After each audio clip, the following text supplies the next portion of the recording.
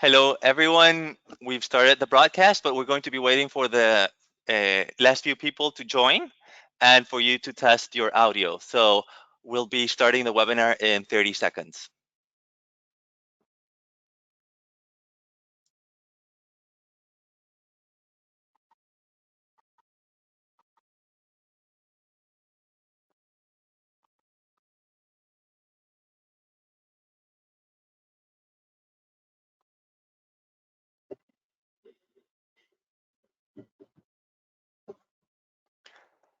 Well, we're about to start. Beth, can you confirm that you can see my screen? Yes, I can confirm. Perfect.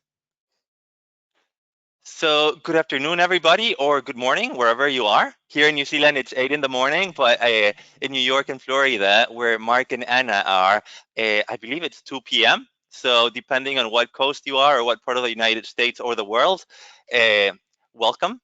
Welcome to our customer panel webinar, where we will be looking at the new reality of healthcare, IT, and general communications.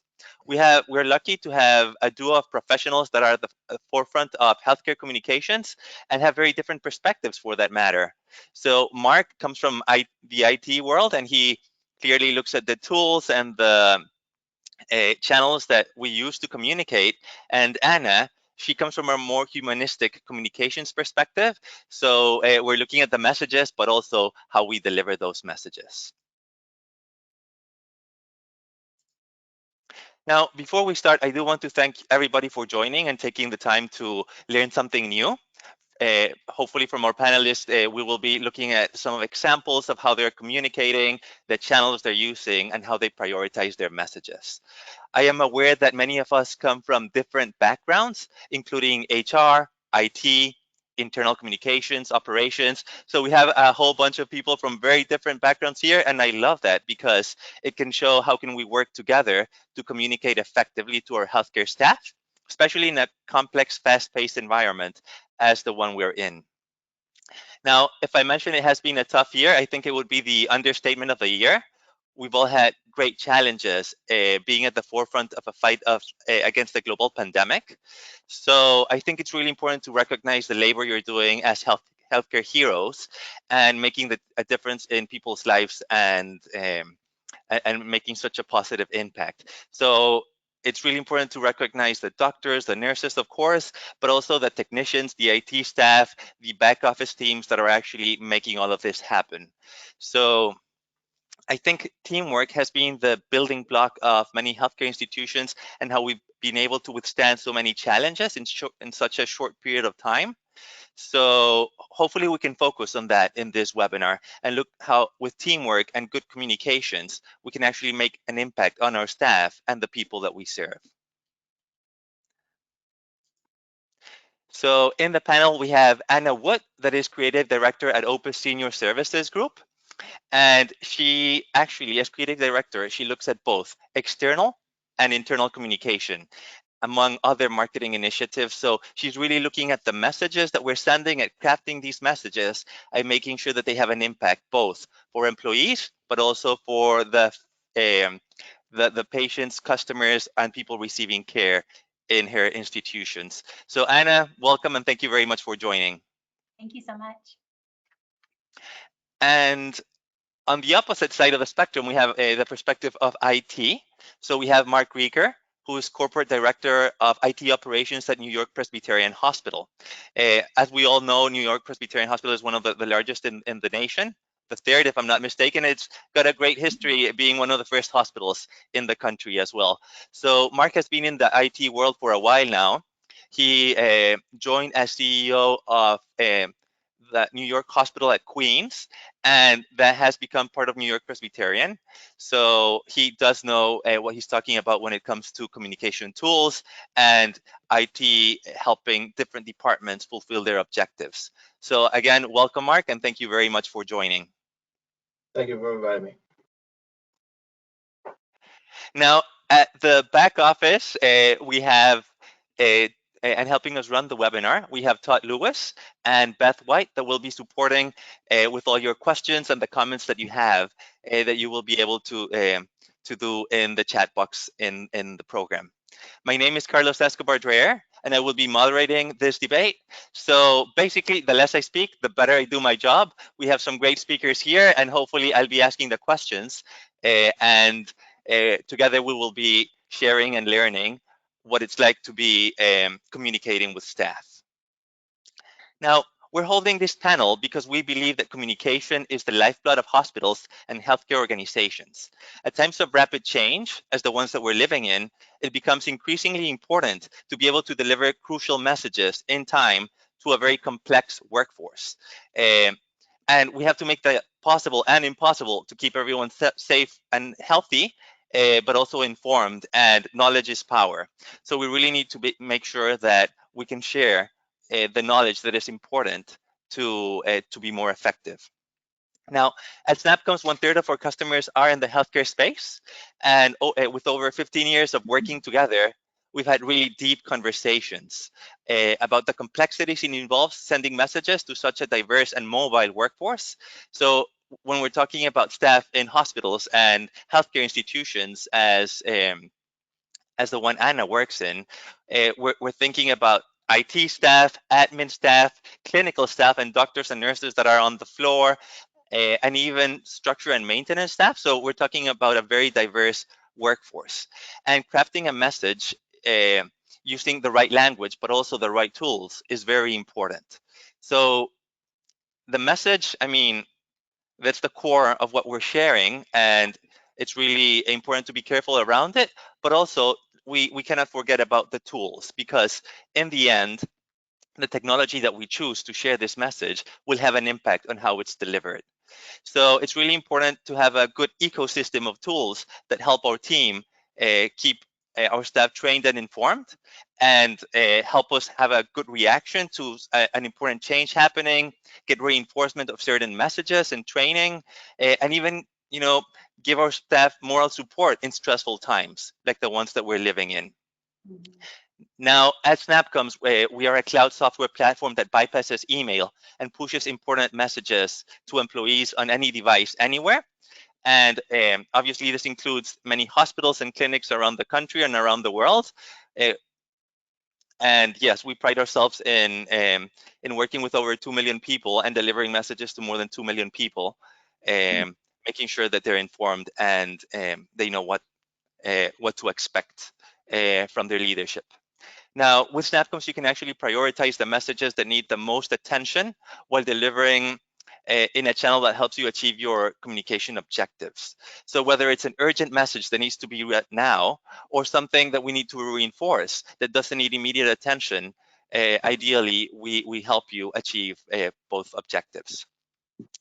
Now, we're about to start, so I'd just like to share some housekeeping notes so that we know how this works. And I guess we are all used to webinars and conferences by now, but the session will be recorded and shared with you later. Everyone will be placed on mute for the duration of the webinar, but that does not mean that we don't want to hear from you. So please use the chat box that you have available to ask any questions, and our moderators and helpers will try to answer them when appropriate. Now, we will be having a Q&A session in the end, and hopefully we can answer most of your questions there. But if we don't, we'll hopefully be able to send an email with the replies that you'd expect. In terms of the agenda, we're just looking at the general overview of what we're going to be covering. And then we will start by looking at the common problems hospitals and clinics face in reaching out to staff. This will be kind of our starting discussion, which will evolve into how do we overcome these challenges, and how do we work together to maximize the reach and impact of our communications.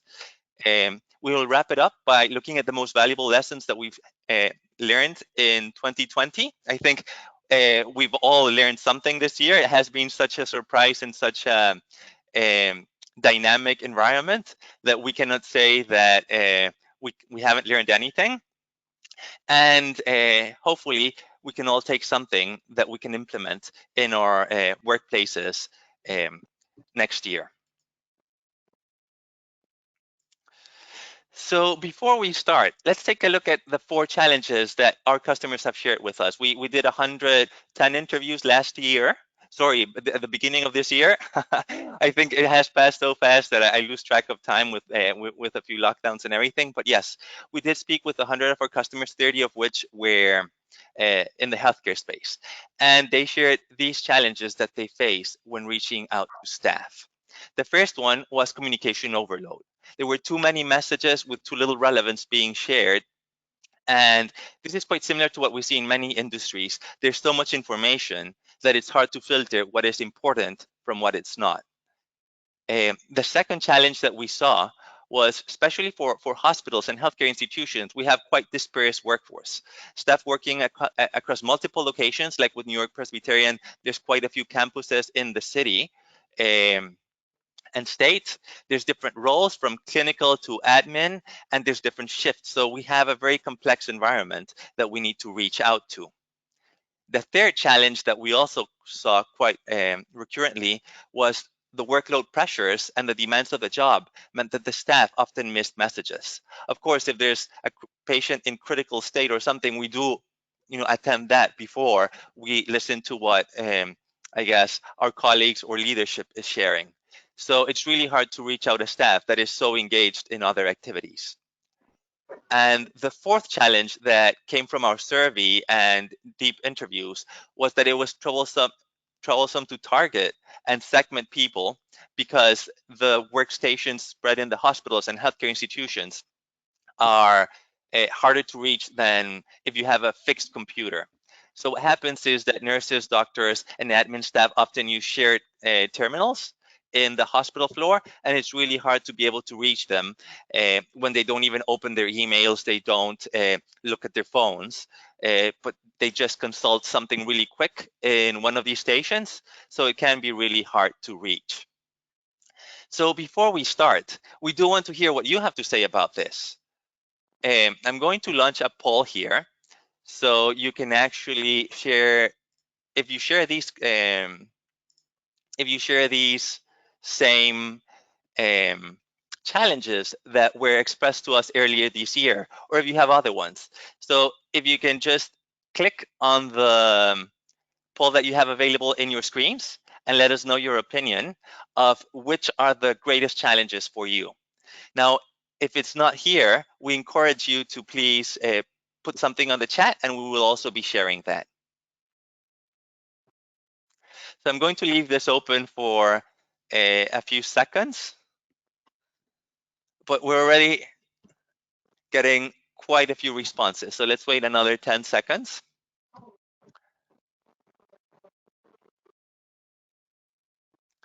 And again, if there's another challenge that we haven't taken into account, please just share them in the chat, and we will be sharing those as well.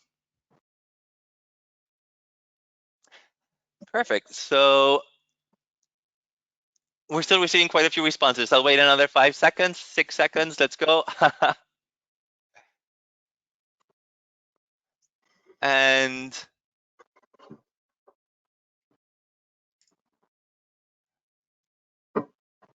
perfect.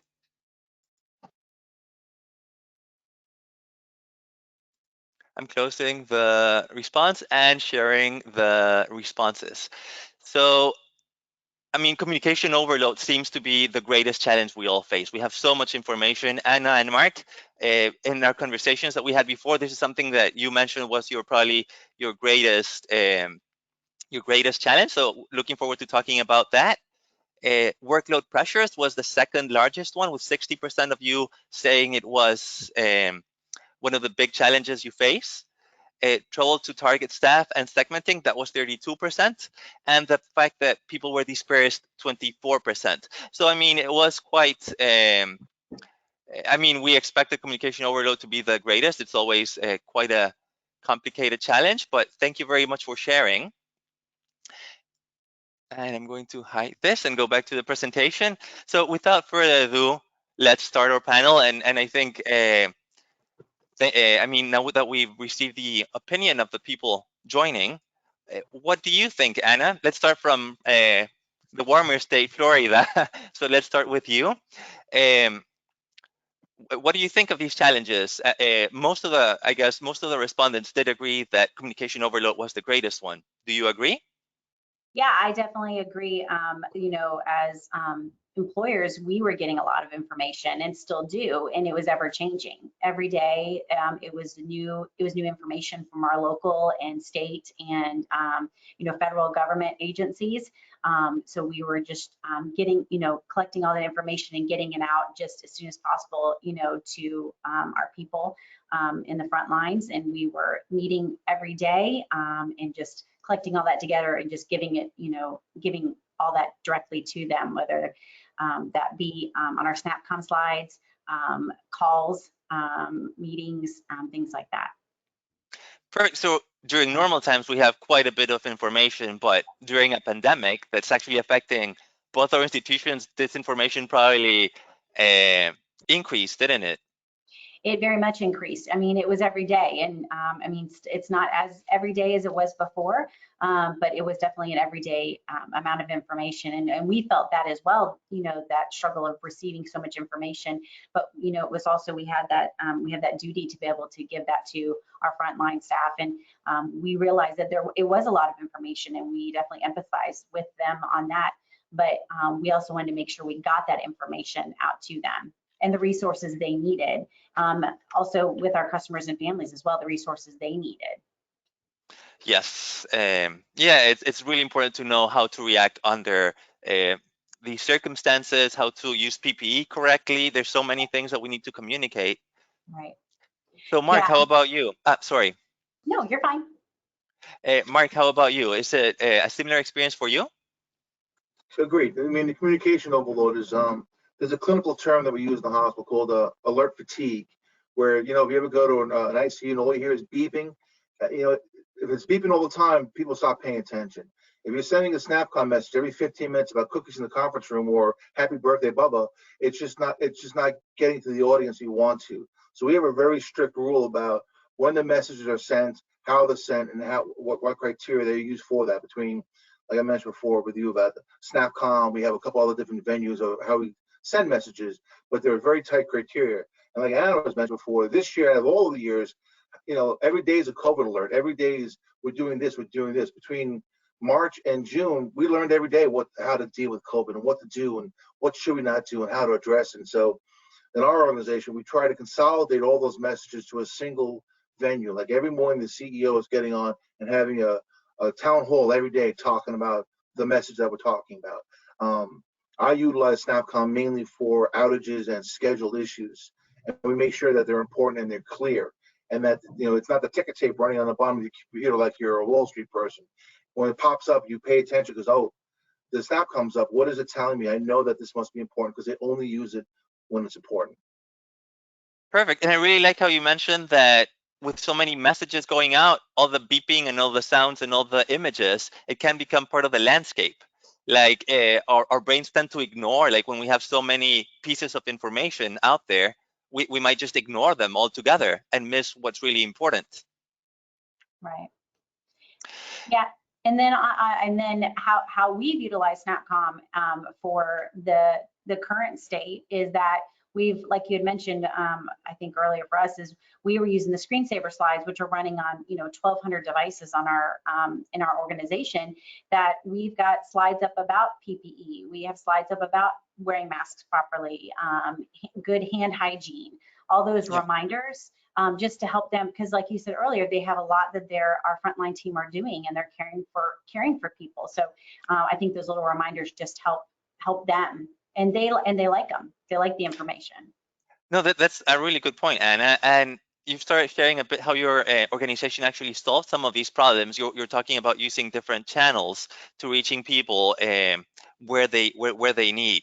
Can you expand a little bit on how you address these challenges, especially communication overload, and how are you able to make sure that the messages that are important actually get delivered?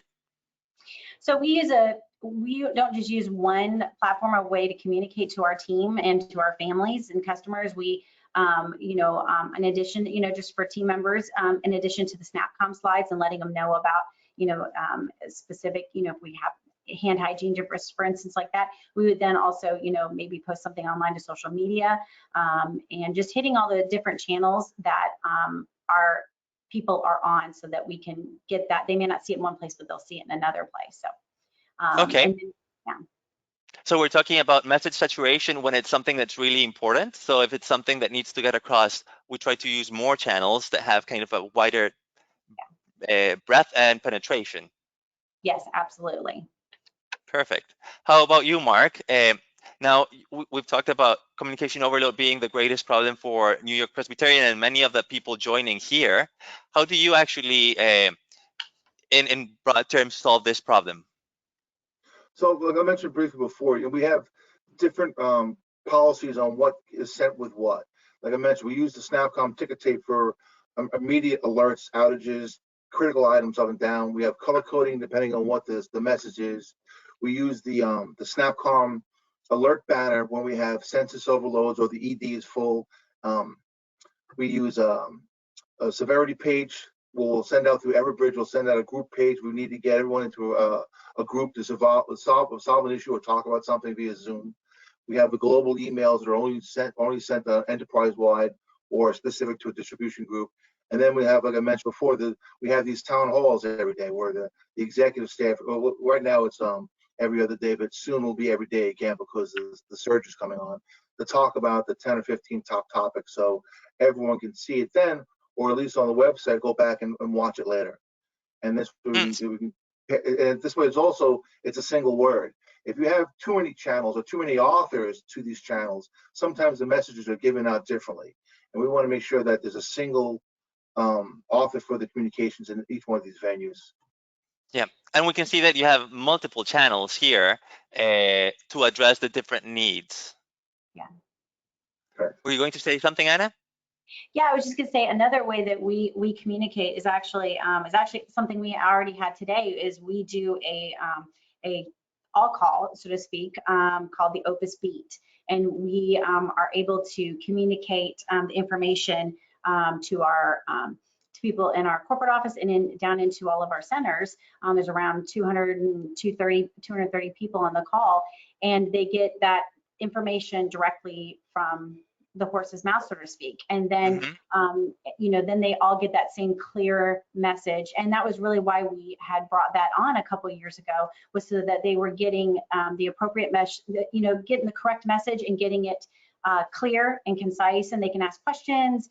It's a whole presentation, and we have all kinds of disciplines from our organization that participate in that.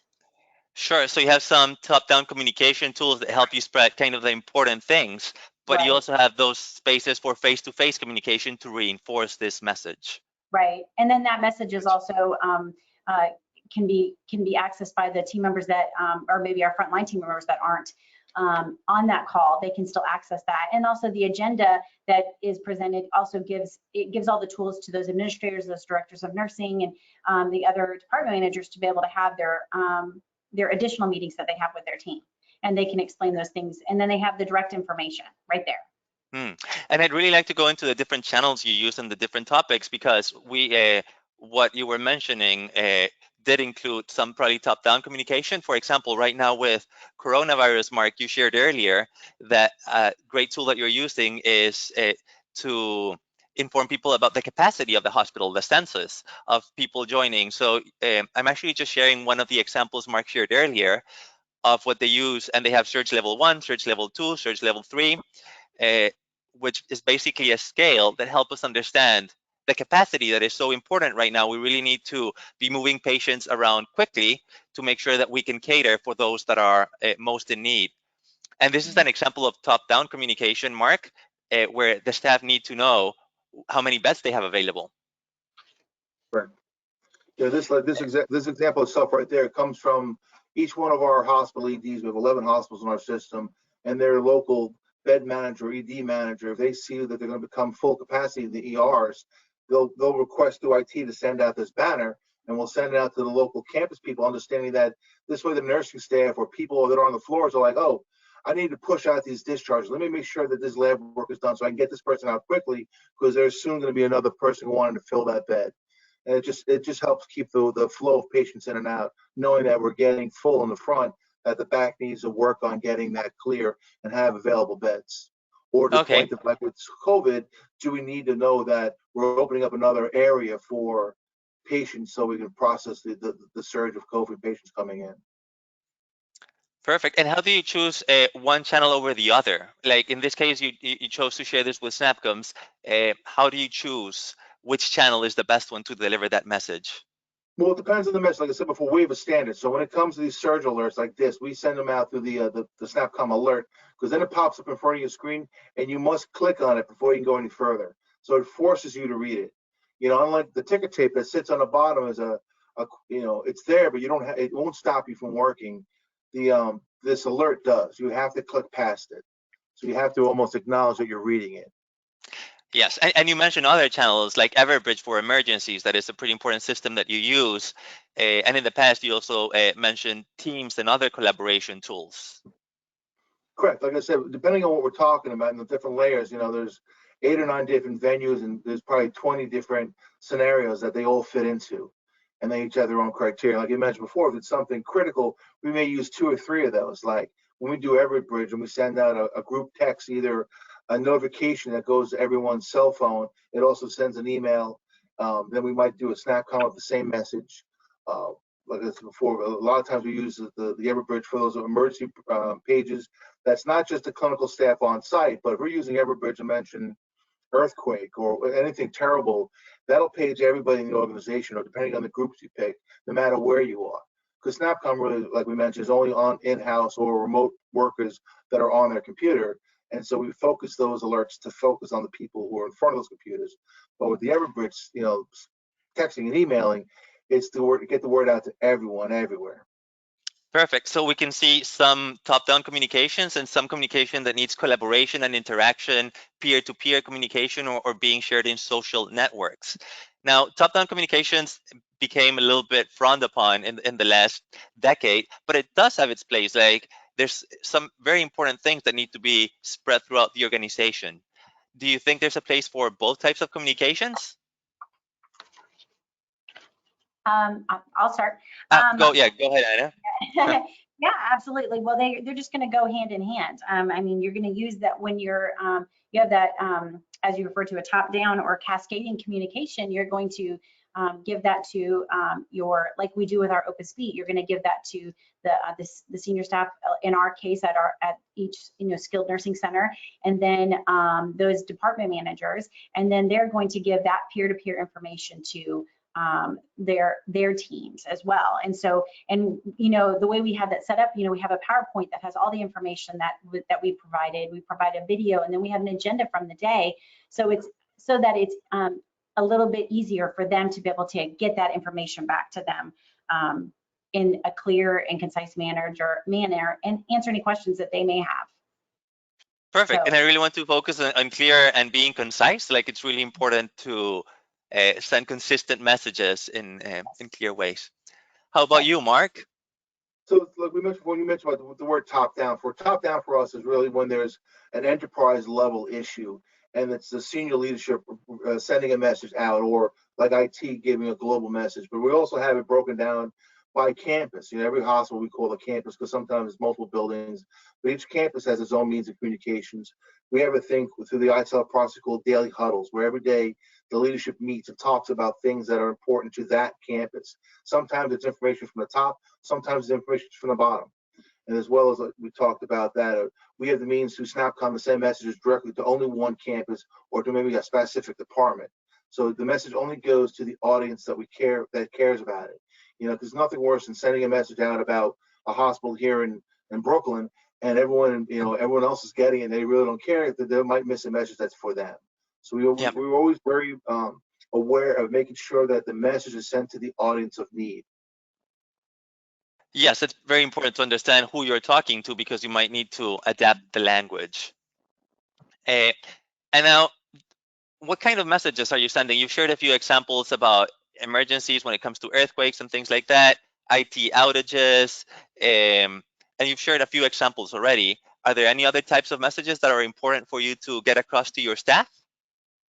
Well, like I mentioned, with the IT, we own the communications to all the desktops through SnapCom. We have an emergency management department that uses Everbridge for global issues. We have depending on the situation, could use either a SNAPCOM or a global email if there's a critical change in a piece of medication. You know, every once in a while we'll see a message pop up about, you know, X drug. It needs to come off the shelf now. You know, it's an immediate alert. That'll go through that. That'll come through SNAPCOMs also. Even the point when we first came on board with the COVID protocols, some of those went across the bottom as messages. We also use the messaging system through our EMRs, reflecting if this is a COVID patient, we want you to follow this protocol. So the information was changing very quickly, and you needed to provide the latest updates. Yeah. Correct. And we do everything. Like, you know, like I said, the one thing we don't like to do, or like there's a media for every message. If you're having cookies in the conference room for someone's birthday, that should be an email sent through your department. You know, that's not going to go through all these other global. To a smaller group. Yeah. Well, Yes, years I ago can it did. imagine. I mean, that was the problem we had when we first started utilizing this technology.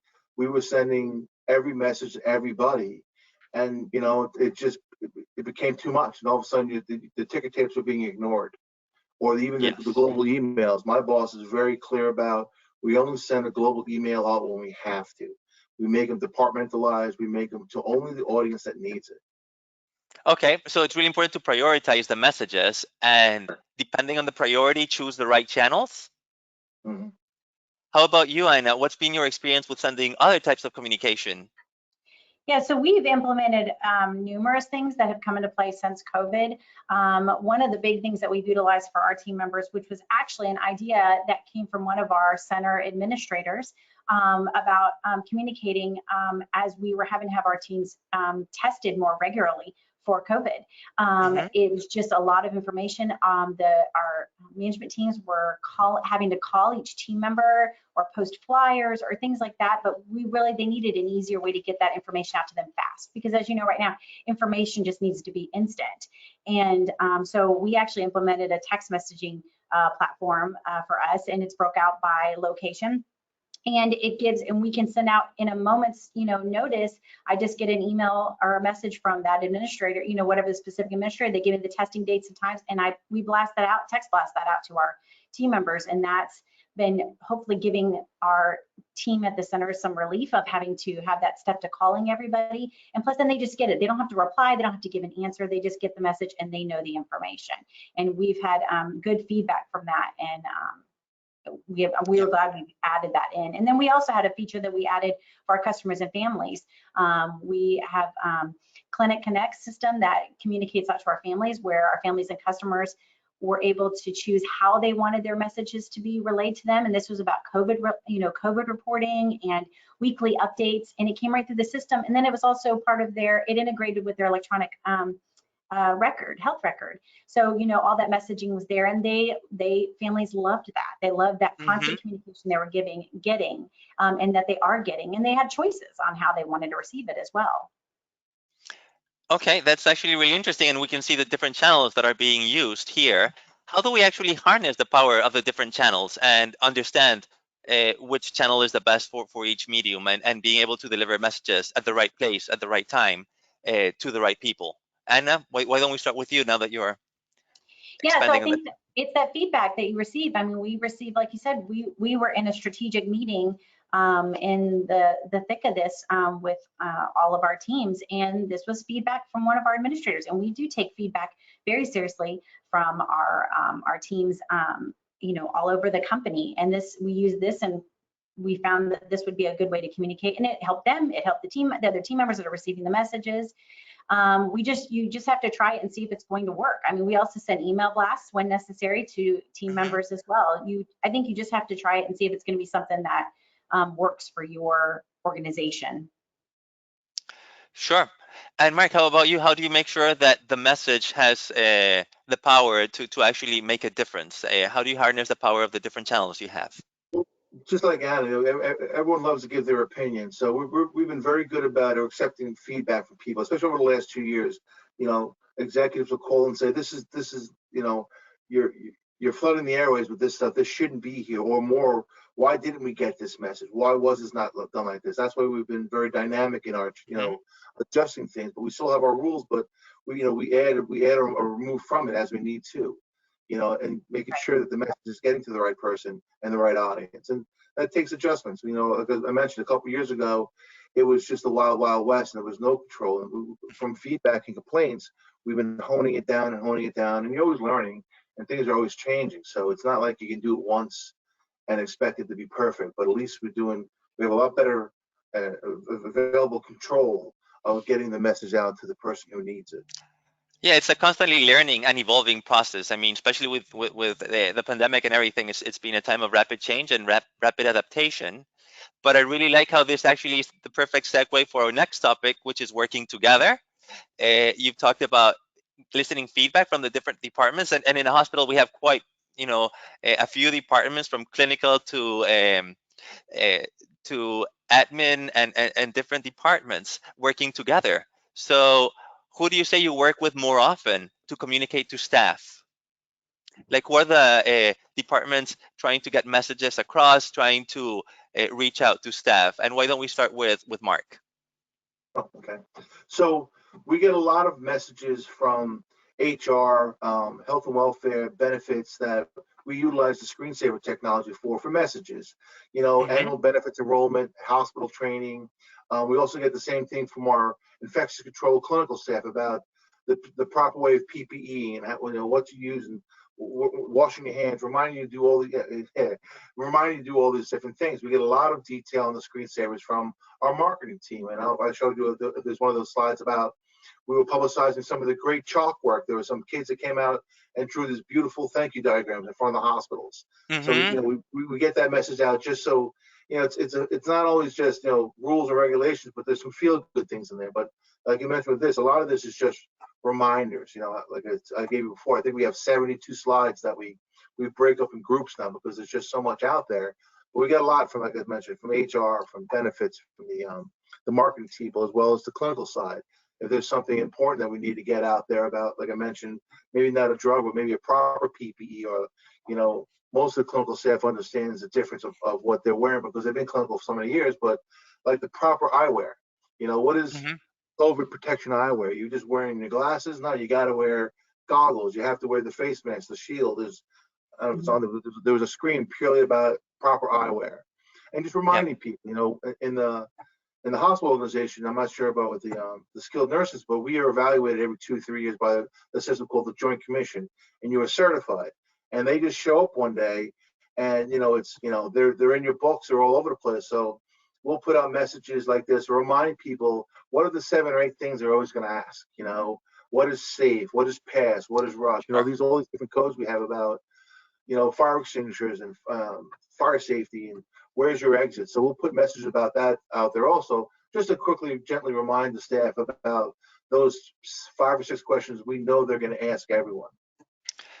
Perfect. So I guess what I was sharing while you spoke was, I first showed the screensavers that you have around keeping staff motivated, and how important it is to share lighter messages that support staff, that I guess kind of those bits of information that are not only useful, but also help us feel good. I guess during COVID especially, it was such a high stress environment that it was really important to share counseling service, so doctors could actually get access to these support mechanisms that you had in place, but at the same time reinforce important messages that you've already shared, so that you can meet the criteria in terms of maintaining physical distance, washing your hands, using PPE appropriately, and all of these things.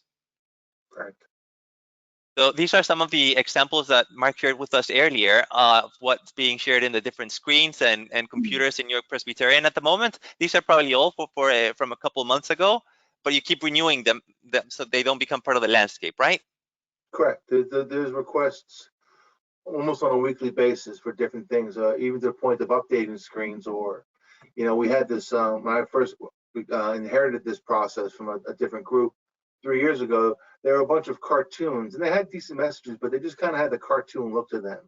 And so my boss helped us build a process, and that you notice that there's a standard here about what is said, what's the font, what's the color. We try every picture, we try to make sure that is an NYP employee and not something from the Getty file.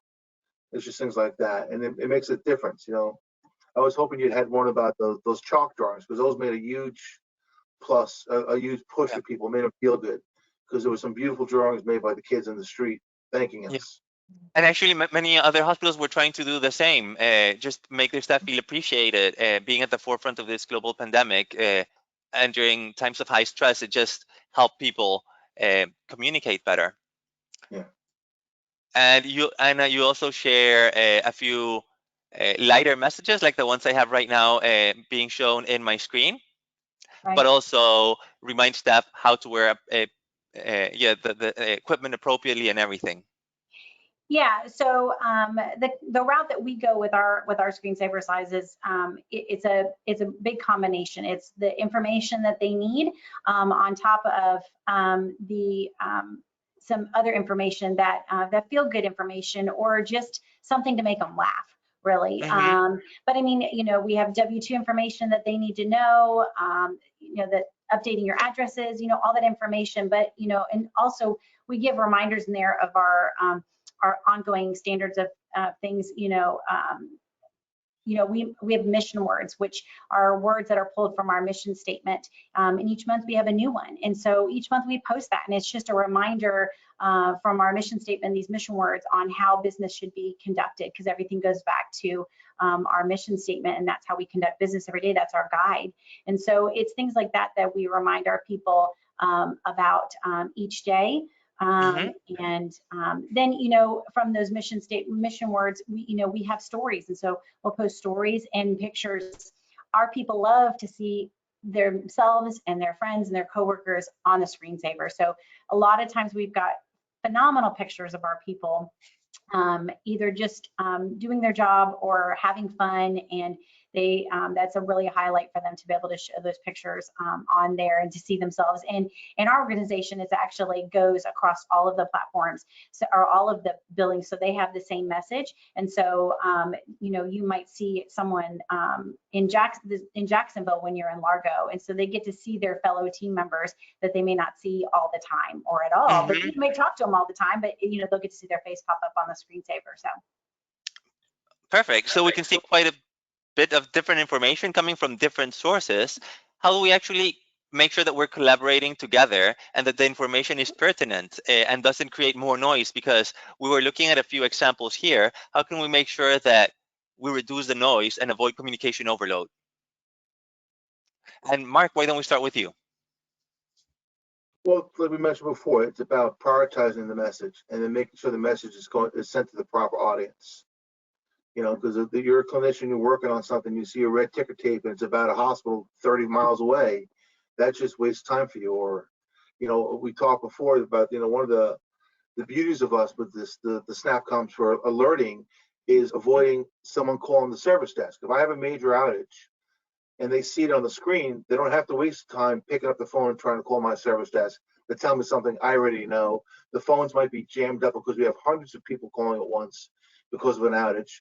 This way you see it and you just move on. And depending on what the situation is, you can jump into either go into downtime or pay for an alternate solution for what you need while the system is down. So it's a huge enhancer for us to get the message out and out early. Perfect. So I guess just being appropriate with the timing and being able to deliver that message when the system's down, so people don't waste their time and start kind of goofing around to try to solve something that they don't have any control around. Correct. Or the key point up. Yep. How about you, Anna? Sorry? I'm sorry, just saying one of the other important things is being notified quickly when the system is back. Yes, of course. So you can go back and fill in the forms that you had to fill in and everything. That's actually really interesting.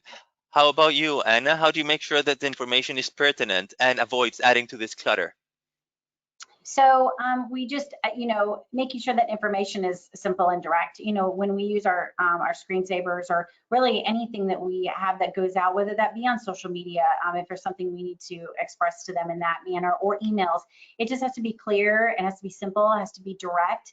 You can't just have a whole thing of information, or it just your message gets lost. So when we prepare those messages, I work with whoever is giving the message at the time and make sure that we have that message prepared properly, so that there's an understanding on the end users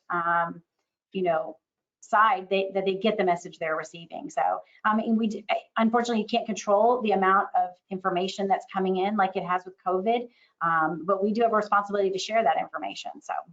Yeah. So we've talked about messages being sweet and short. Sorry, Mark, go ahead. No, I just want to finish. We talked about this before, but sweet and short.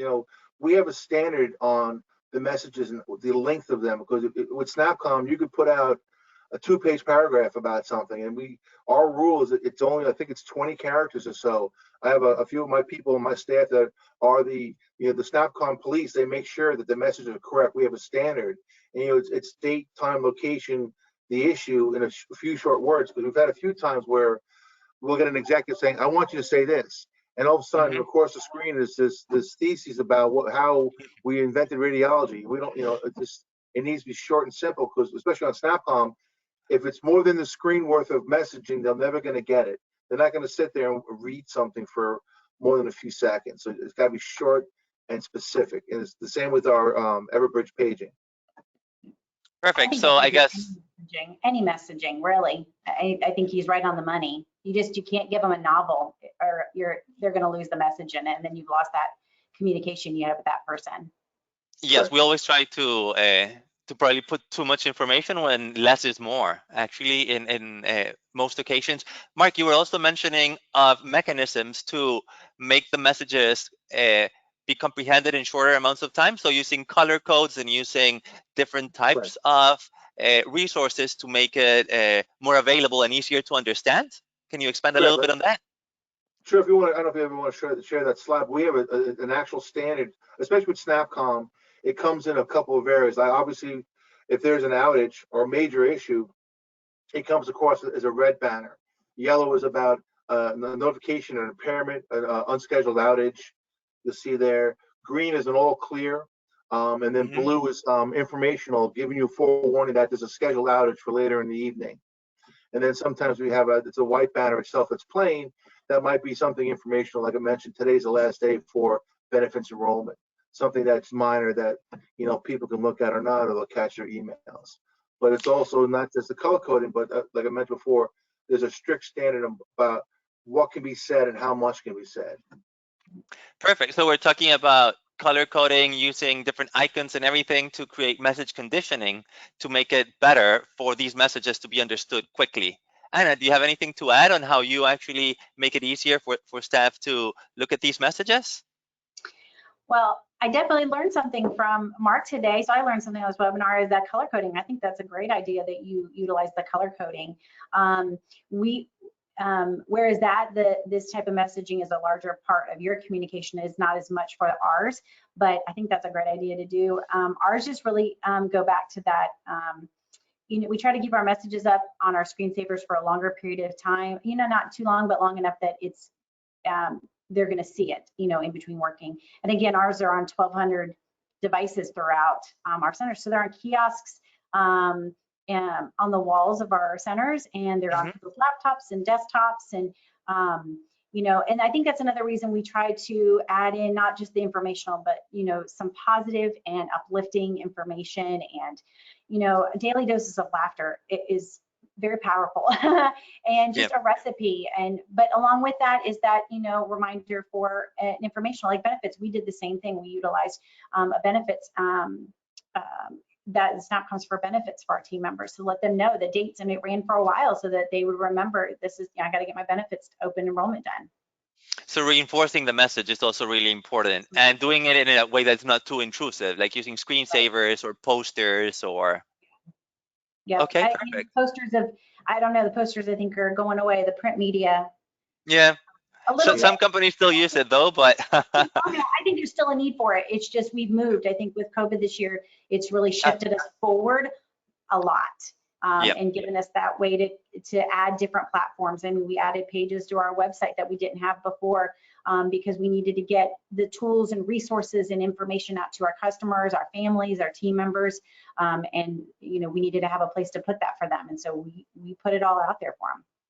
Yeah, I agree. Especially the world of COVID, a hospital might be clinical, but a hospital has a huge back office environment. We have about 7,000 people that are all working from home right now, out of the 40,000 that are in our fleet. You know, we have the frontline workers, but we have a lot of people, including myself, who work from home. I have been working home since March, and there's no true, you know, light at the end of the tunnel, at least in the near future. So we got to be able to get those messages across, as well as we use the screensaver to drop the. We don't like screens being open. Obviously, there's clinical information on them. So there's a certain time. I apologize. I can't remember if it's 10 minutes or 15 minutes that the screensaver jumps right on to make sure that that open console is not available for anyone's eyes. It's 4 minutes. Yep. Mark, you're set to, this is Beth, it's set to 4 minutes. Thank you. We have a fact checker here on the room, so I'm a that's CFO, always so good. I know that. 4 Yeah, minutes perfect. for HIPAA for your screensavers. There you go. All right, thank you. Yeah, perfect. So how do we know that a message has been successful? Like we've been sharing messages through tickers, through different sources. Mark, in previous conversations, you've mentioned Teams and Zoom and other tools that you're using. How do we know that a message is successful and it's met its objective? And Anna, why don't we start with you this time? Yeah. So we definitely we get that feedback, and if we aren't given that feedback, we ask for the feedback. So we have some of our consultants that are with Opus that visit our centers every week, every day. You know, there's someone always from that consultant team is at our centers, and they ask for that feedback, or you know, our people give that feedback to us, and so we are hearing that what's working, what's not working. And if need be, addressing that or making alterations where need be. So we get the feedback. Yep. How about you, Mark? You've mentioned a few times, you mentioned a few of the mechanisms. How do you know it's actually successful, a message? Well, it's a couple of things. Obviously, with the SnapCom, what it does is my team, you know, I own the service desk and the service restoration team. We have every SnapCom group we're in. So every time there's a SnapCom that goes out, our team sees it. So we'll know when it's coming across. Most time when there's a SnapCom of importance, we're already on some kind of severity call talking about troubleshooting.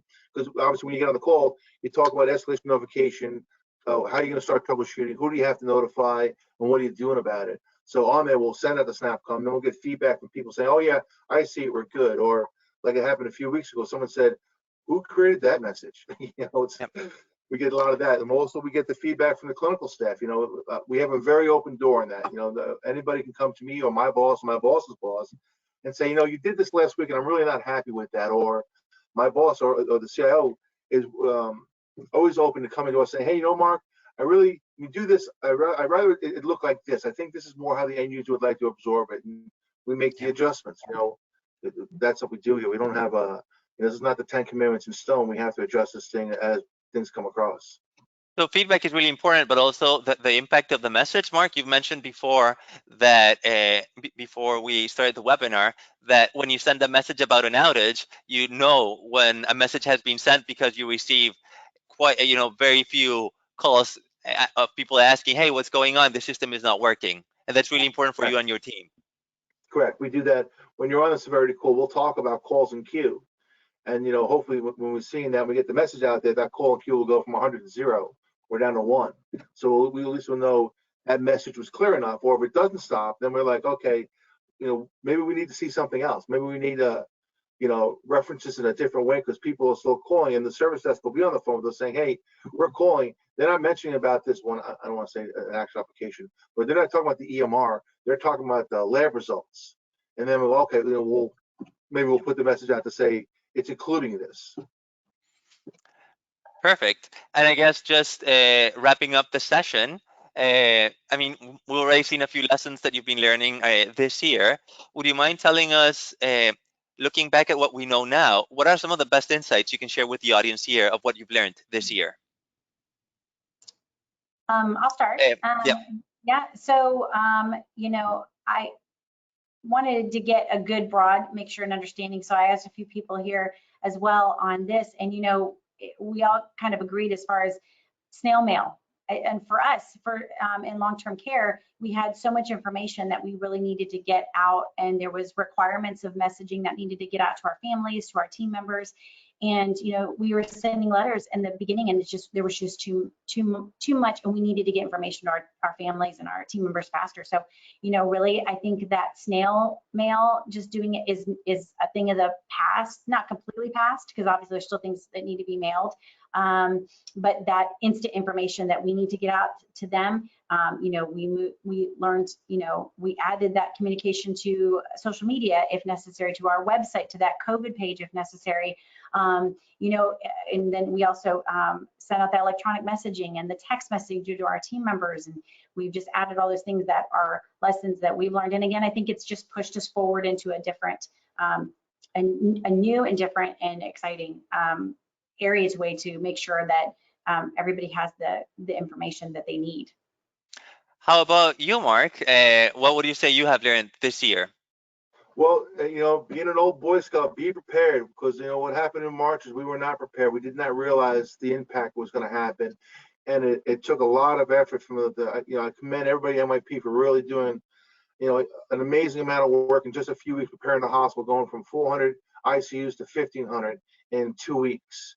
And the point of being flexible, the old days when you talk to your grandparents, he did the same thing for 30 years. Well, those days are over. What I did this time last year is totally different from what I'm doing today. Like Anna mentioned about social media. I mean, we might start putting SnapComs on, I hate to say, I don't know, but like Twitter or Facebook or whatever. You have to be understanding about how the world is now. Everyone's got a phone in their hand. We have the communications now. We're talking about how we're doing messaging through mobile devices, because that's part of our EMR, because a nurse and that doctor always has a mobile device in their hand. They're always going to be able to communicate with each other that way. So truly, it's you got to be flexible. You can't, a person says, well, I used to do it this way. Then I'm like, well, get in a time machine, go back to that, because we're pressing on. Perfect. And is there anything that you're going to start or stop doing, Anna, this next year coming ahead? Well, we added with the visitation restrictions that we had in Florida, that for a long time the families were not able to come into our centers, and now that has been lifted a little bit with some still some restrictions, but we added training for our families, and we added that to our website, and we were doing it at first there right with them, and our wonderful team of learning specialists and learning department, they put together a presentation and a video so that families can review that information before they come, and then they're not spending that time that they want to spend with their family member going through that information. So they can do all that before they even come. So that was something definitely we moved forward with. And again, it's just that electronic messaging, whether that be of course email, but email blasts and text messaging, and the messaging through the internal systems to the people that need to get it. How about you, Mark? Is there anything that you will start or stop doing next year? No, there's nothing we'll stop. For now, we haven't really dropped it. It's funny Anna mentioned about snail mail, and printing things on paper. Luckily enough for me, I don't have to worry about that. We don't really have when I first started many years ago, everything was done via memo. Before we had email and all that. So luckily enough, this last year, we learned a lot. There's a lot going on. I can't think of anything that I'm going to stop doing, because we're trying to do everything we can. There's so much changing, trying to coordinate with 5,000 people that are home, not in the office. Our telemedicine department, we were a leader before this happened. Now it's exploded. So there's just more and more happening. And the only thing I would say that we're not going to do this year that we didn't do last year is have mandatory meetings in an office. That doesn't exist anymore. We're not going to have cookies in the conference room. We're not going to have one-on-ones where I'd love to be able to sit and chat with people, but it's just not the mean, especially here in New York City, where it's, I don't want to use the word dangerous, but it's awkward to travel mass transit right now, because many people are doing proper things, but there are a lot of people that are being very careless, and you don't want to get exposed. There's no reason for that. So many of us like the remote working and being safe, and then we help support the people who have to go in. I have my son has to go in every day. I have friends who are nurses and doctors that have to go in every day. And we have to always kind of work on how we can support them in that and make their life easier, because they are carrying the majority of this burden. Perfect.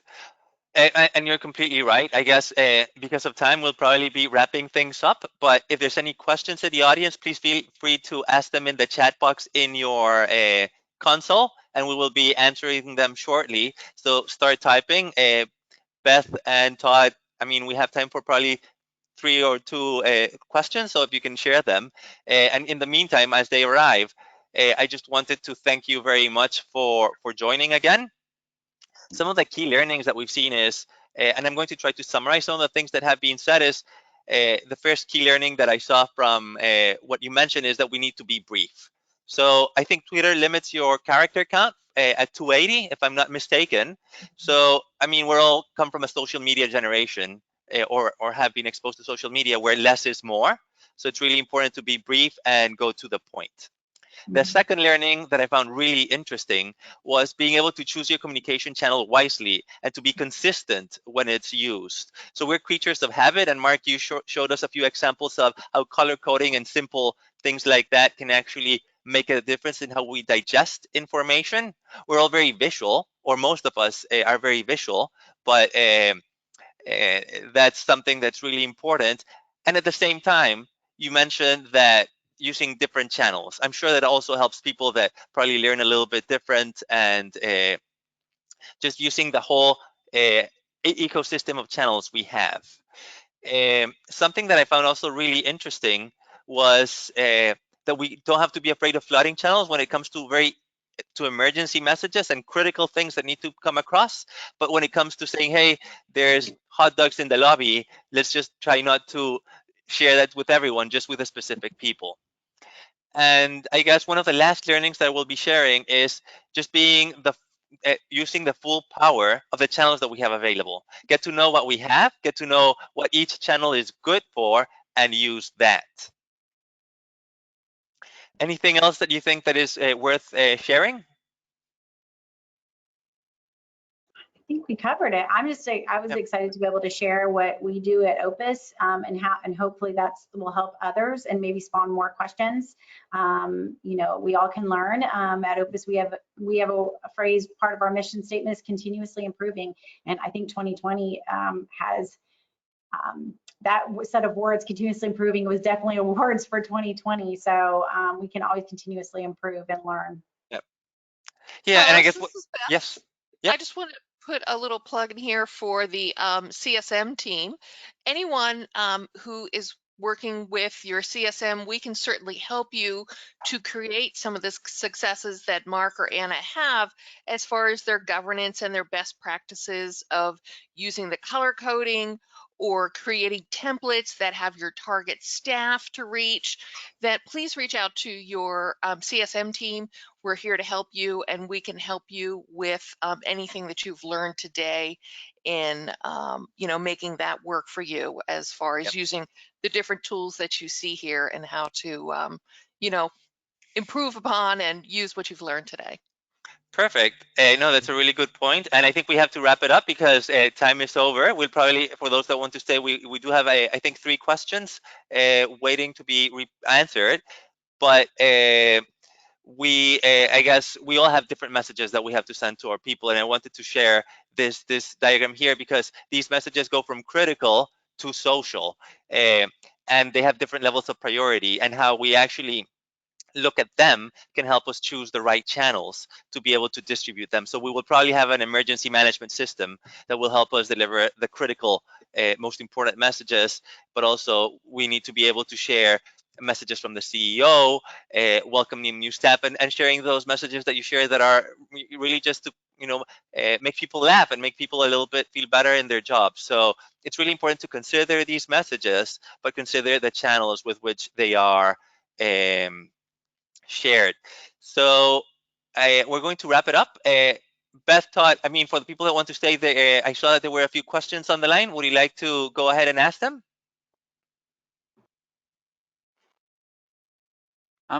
I'll just say there was 1 or 2 earlier on, but I think through your questions and Mark and Anna, your guys' great answers, you actually answered most of them. But Beth, there was that last one. Did you want to ask the one about the gathering feedback?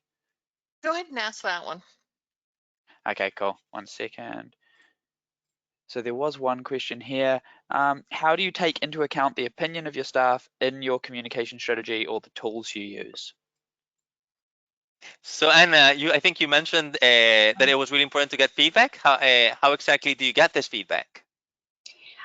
So the example that I had given, we, like I said, we have a consultants that are in our centers all the time, and they're communicating directly with the people. But you know, we might be maybe a little bit smaller on the front as opposed to Mark. Is you know, also we're talking to our people every day, and so they're telling us that feedback, and you know, then you just take it and evaluate it. And you know, sometimes, you know, we might produce something that they're using every day. We may use it, but they might use it a little bit more, and they might have a better feel for it. So, you know, we may not realize that they're making all these calls with, you know, to try and get let our team members know about about COVID testing. But that's how we, you know, they give us that feedback, and that's how we learn, and that's how we continuously improve.